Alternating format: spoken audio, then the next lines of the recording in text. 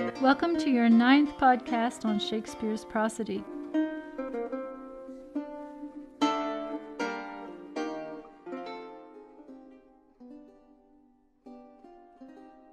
Here we're going to be looking at how Shakespeare uses dramatic prosody when he's making his blank verse. Now, you hear talk of iambic pentameter, and yes, that is the most often, most frequently used meter for Shakespeare's verse. However, and we can also talk about decasyllabic verse. However, not all of the feet are consistently iambic. All right, so let's start there. Let's look at a straight iambic pentameter. My horse, my kingdom for a horse. So short, long, short, long, short, long, short, long, short, long, or unstressed, stressed, unstressed, stressed, etc. Here we can talk about the iambic pentameter actually maybe shifting. We don't know. Shakespeare didn't give us his breakdown of how to read the lines, but we can look at this and say, well, maybe 4 is not emphasized. So then I would have a Pyrrhic foot in here. My horse, my kingdom for a horse. Probably Shakespeare is interested in emphasizing the ridiculous nature of Richard III's predicament here.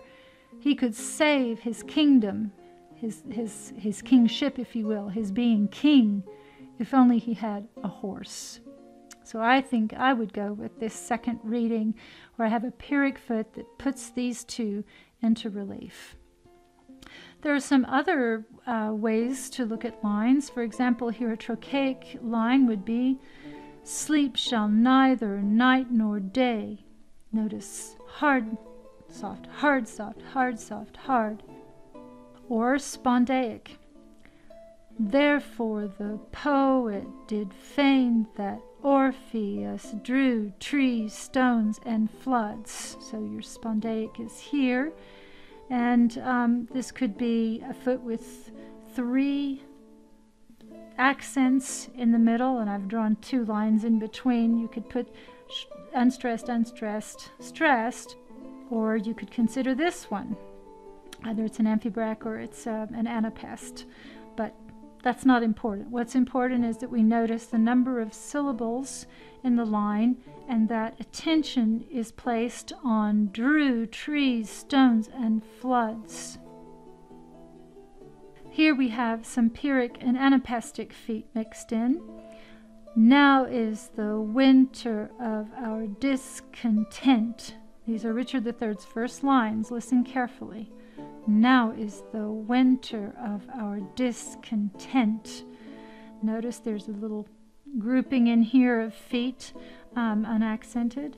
Made glorious summer by this son of York.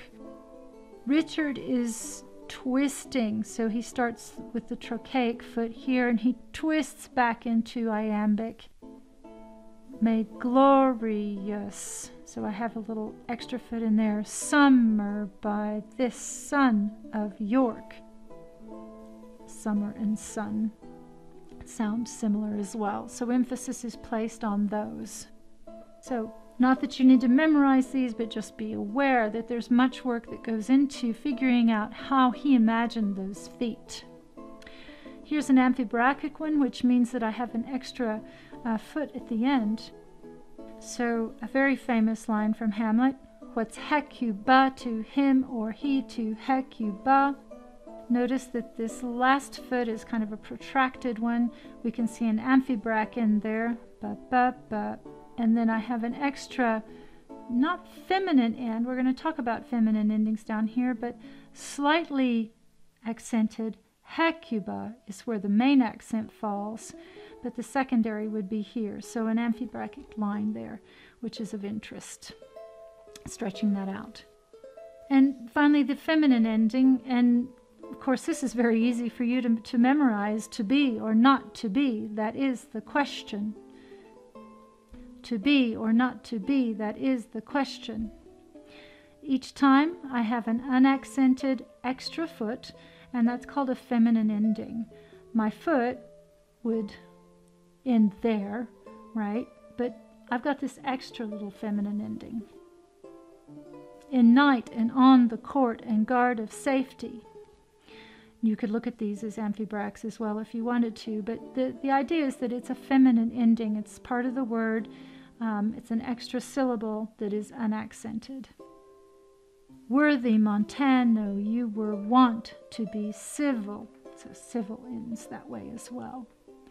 This one coming from Othello, when I would say that the inversion had become far more important in creating the idiolects that we'll be talking about.